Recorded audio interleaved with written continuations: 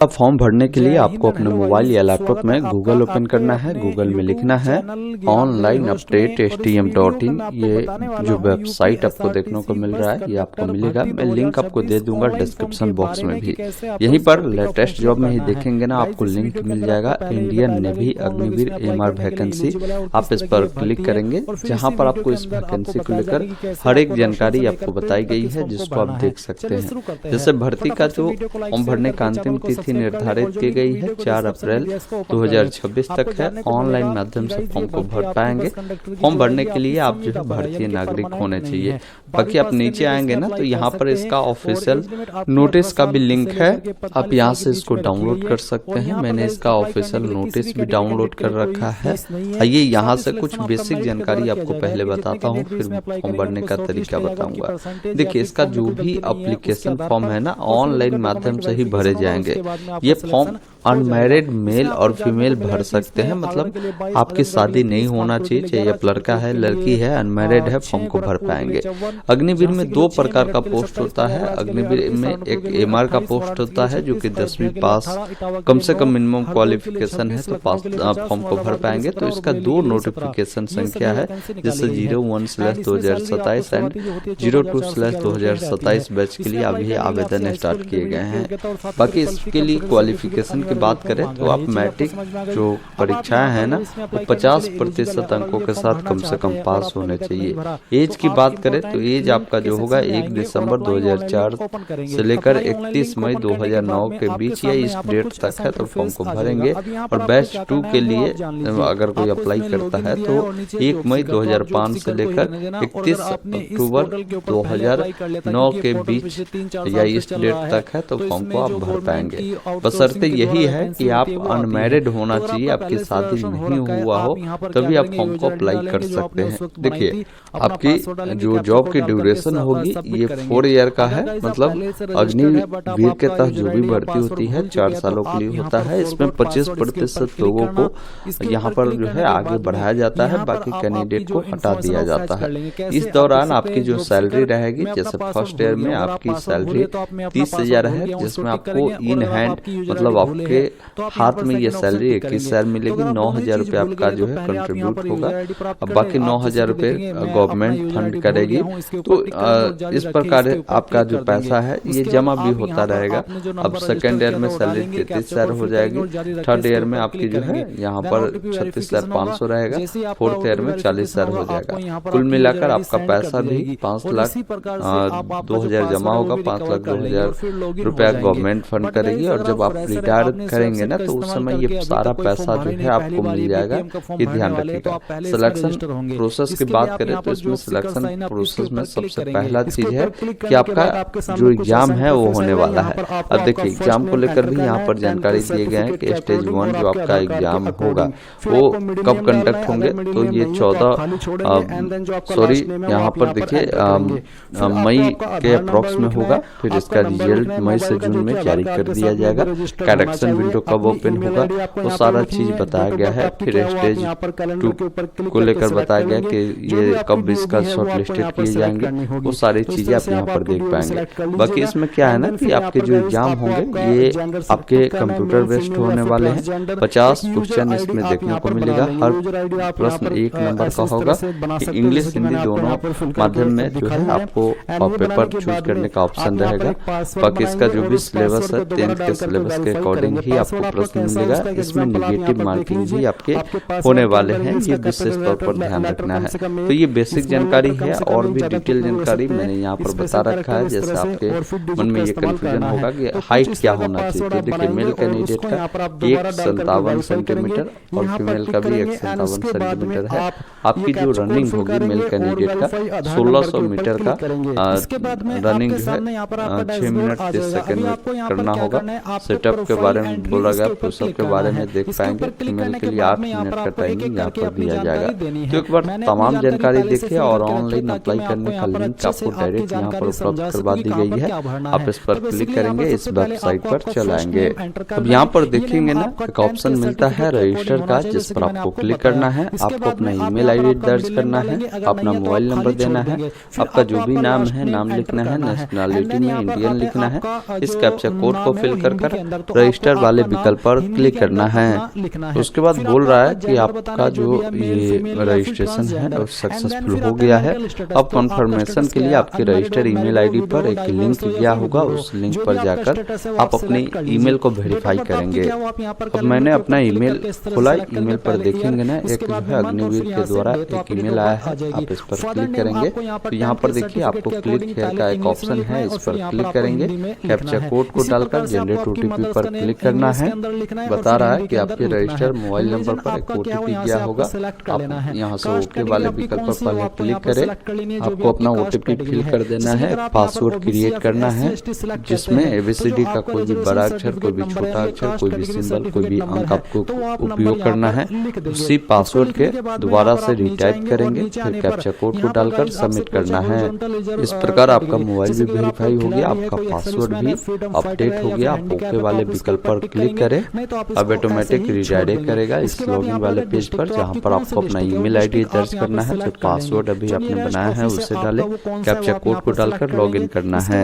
Login करते ही इस प्रकार आप सक्सेसफुली लॉगिन हो जाते हैं। अब यहाँ पर देखिए टोटल 8 स्टेप को कंप्लीट करना होगा। सबसे पहला स्टेप है कि पर्सनल डिटेल देना है, जिसमें आपका आधार से लिंक मोबाइल नंबर जो भी है उसको यहाँ पर फिल कर सबमिट वाले विकल्प पर क्लिक करेंगे। अब यहाँ पर आपको डिजी लॉकर पे रिडायरेक्ट करेगा, परमिशन को अलाउ कर देंगे। अब यहाँ पर डिजी लॉकर अकाउंट अगर पहले से बना है तो अपना मोबाइल नंबर डालकर नेक्स्ट करेंगे, अगर नहीं बना है तो साइन अप भी कर सकते हैं। मैंने डिजी लॉकर पर एक वीडियो बनाया है, उसे कैसे बनाना है आप डिस्क्रिप्शन में लिंक है, देख लीजिएगा। अब मेरा अकाउंट बना है, मैं अपना मोबाइल नंबर डालकर नेक्स्ट करता हूँ। अब यहाँ पर बोल रहा है कि 6 डिजिट का जो पिन आपने सेट किया है उसे डालकर साइन इन करेंगे। अब आपके मोबाइल नंबर पर जो है एक ओटीपी गया होगा, उस ओटीपी को यहाँ पर जो है फिलअप करना है। उसके बाद नीचे में एक ऑप्शन सबमिट का मिलेगा, जिस पर आपको क्लिक करना है। जैसे ही सबमिट करेंगे अब आपका ओटीपी वेरीफाई हो गया। अब यहाँ पर आपको कंसेंट देना है डॉक्यूमेंट को लेकर। तो यहाँ पर जो डॉक्यूमेंट है मैं इसको क्या करता हूँ ना सिलेक्ट कर देता हूँ। उसके बाद यहाँ से अलाउ वाले विकल्प पर क्लिक करेंगे, थोड़ा सा वेट करेंगे। इस प्रकार आपका जो कंसेंट है सक्सेसफुली हो गया है। अब यहाँ पर क्या है ना कि अब यहाँ पर कुछ करना नहीं है, नीचे आना है। आपका जो अल्टरनेट मोबाइल नंबर है अपना मोबाइल नंबर देंगे। डेट ऑफ बर्थ आपका जो भी है, यहाँ पर कैलेंडर मिलता है। सबसे पहले आपका जो भी साल हो उसको इस प्रकार चयन करेंगे, जो महीना हो और जो डेट हो इस प्रकार आपको चयन करना है। इस प्रकार बताएगा भी कि आप जो है किस नोटिफिकेशन के लिए एलिजिबल है वो आप देख पाएंगे। अब यहाँ पर आपका नाम पूछ रहा है, first name, middle name, last name. जो भी आपका फर्स्ट नेम है यहाँ पर फर्स्ट नेम में लिखेंगे, मिडिल है तो मिडिल में, लास्ट नेम में है तो लास्ट नेम में लिखेंगे। जैसे राम कुमार नाम है तो Ram first name, last name Kumar हो जाएगा। आपके जो पेरेंट है, आपके गार्जियन, उनका जो नाम है आपको लिखना है। फिर यहाँ पर देखिए पूछता है कि जेंडर आपका क्या है, लड़का तो मेल, लड़की है तो फीमेल चुनेंगे। आपकी बॉडी में कोई ऐसा निशान है जो कटा का हो, जला का हो तो उसके बारे में लिखेंगे। एक से अधिक निशान है तो दूसरे के बारे में यहाँ लिखेंगे, नहीं तो दूसरे में नो मार्क आप लिख सकते हैं। बाकी यहाँ पर पूछा है कि आपकी शादी हो चुकी है तो मैरिड अन्यथा अनमैरिड वाले विकल्प पर आपको क्लिक करना है। अब यहाँ पर जो भी आपका फोटोग्राफ है ना, फोटोग्राफ को अपलोड करना है, जो कि 100 KB के अंदर में होगा। सिग्नेचर 50 KB के अंदर में अपलोड करना है। और जो भी डोमिसाइल आपके पास सर्टिफिकेट है वो डॉक्यूमेंट भी 300 KB के अंदर में आपको यहाँ पर अपलोड करना है। उसके बाद 7 प्रोसीड पर क्लिक करेंगे। फिर यहाँ पर आपको जो है अपना आधार नंबर देना है, अपना जो अल्टरनेट नंबर है उसको भी आपको यहाँ पर देना होगा। इस प्रकार आपका पर्सनल डिटेल सेव होता है। आप आ जाते हैं एडिशनल डिटेल वाले पेज पे। यहाँ पर पूछता है कि आपका हाईएस्ट क्वालिफिकेशन क्या है। जैसे अगर आप मैट्रिक पास है तो मैट्रिक चुनेंगे, अगर आपने इंटर कर रखा है तो इंटर बताएंगे, डिप्लोमा किया है, ग्रेजुएशन किया है, पीजी किया है वो बताएंगे। एक चीज बताना मैंने भूल गया, देखिए इसका फोटोग्राफ का जो है गाइडलाइन है, कोई भी फोटो आप नहीं अपलोड कर सकते हैं। फोटोग्राफ सबसे पहला चीज है कि अभी हाल का मार्च महीने का ही होना चाहिए। कलर फोटो होगा, साइज तो मैंने बता ही दिया कि 10 से 50 के भी होगा।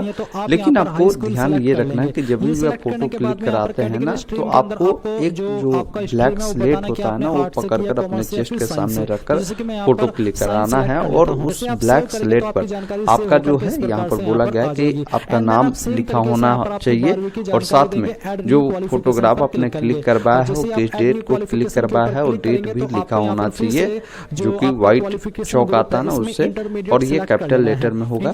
वैसा फोटो देना है, नहीं तो फोटो के कारण भी आपका फॉर्म रिजेक्ट कर दिए जाएंगे। तो ये गाइडलाइन है।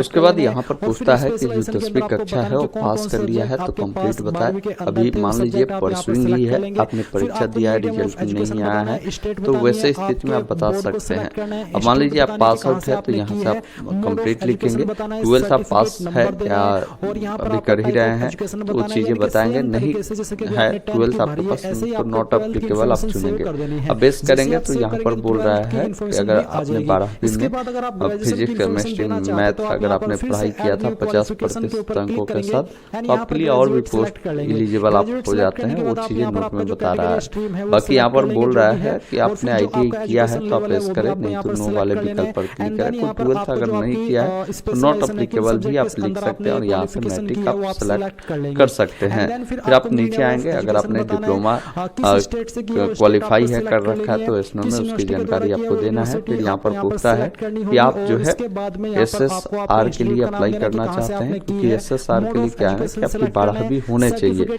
12वीं में अगर आपने जो है तो आप यहाँ पर इस कर सकते हैं, क्योंकि आप देखिए यहाँ पर आप मैट्रिक ही है तो इसलिए SSR का आपका ऑप्शन जो है डिसेबल हो गया। अब जैसे मैं यहाँ से इंटर सेलेक्ट करता हूँ और यहाँ से इंटर को मैं कंप्लीट करता हूँ, फिर नीचे देखेंगे ना तो पूछता है आपसे कि आप SSR के लिए अप्लाई करना चाहते हैं तो आप इस करेंगे, क्योंकि आप SSR के लिए भी एलिजिबल है तभी ये ऑप्शन आपका खुला है, ये ध्यान रखिएगा। फिर यहाँ पर पूछता है कि आप जो है स्पॉन्सर कैंडिडेट है तो आप उसके बारे में बताएंगे, अगर है तो इस, नहीं तो नो करेंगे। फिर यहाँ पर आप नीचे आएंगे, आपको डिक्लेयर करना है आप MR के लिए भी अप्लाई करना चाहते हैं तो यहाँ से इस करेंगे। फिर यहाँ पर देखिए आपको प्रेफरेंस देना है कि आप जो है कौन सा बैच का प्रेफरेंस पहले रखना चाहते हैं उसको देंगे। 2 में किसको रखना है वो आप सिलेक्ट करेंगे, 3 में किसको रखना है उसको सिलेक्ट करेंगे। नहीं रखना है तो यहाँ पर नो प्रेफरेंस भी आप दे सकते हैं, ये ध्यान रखिएगा। अगर आप जो है MR का स्पॉन्सर कैंडिडेट है तो इस करें, नहीं तो नो वाले विकल्प पर आपको क्लिक करना है। अगर आप NCC किए हुए हैं तो आप यहाँ पर इसमें में जानकारी देंगे। अगर आप स्विमिंग जानते हैं तो इसमें में जानकारी देना है। सेव एंड प्रोसीड पर क्लिक करना है। अब अगले स्टेप में क्या है ना कि आपको कैमरा का परमिशन देना होता है। यहाँ से कैमरा को आप ऑन करेंगे, इसमें यहाँ से क्या करता हूँ अलाउ करता हूँ और यहाँ से भी एग्री किया।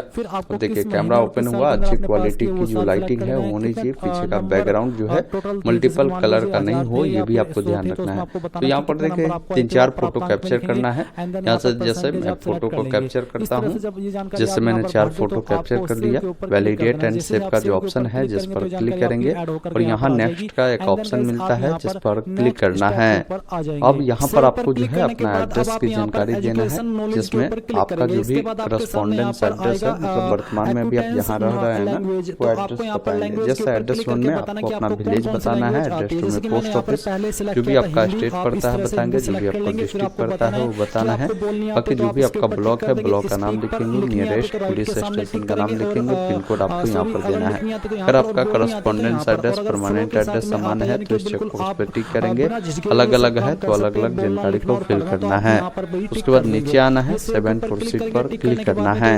अब आते हैं अगले स्टेप में, जहाँ पर जैसे मैंने मैट्रिक चुना है तो मैट्रिक में जो भी सब्जेक्ट पढ़ा था उन सब्जेक्ट का नंबर ऐड करेंगे। जैसे मान लीजिए मैट्रिक में मैंने इंग्लिश पढ़ा था तो इंग्लिश का एग्जाम टोटल 100 नंबर का हुआ था, उसमें हमें 65 नंबर मिले हैं तो ऑप्टेन मार्क्स में 65 बताएंगे। इसके अलावा यहाँ पर लैंग्वेज एग्जाम में मान लीजिए मैंने हिंदी पढ़ाई किया था तो उसके बारे में जानकारी बताएंगे। जैसे हिंदी में आपका जो एग्जाम हुआ था कुल कितने का हुआ था, उसमें आपको कितने नंबर मिले थे वो जानकारी बताएंगे।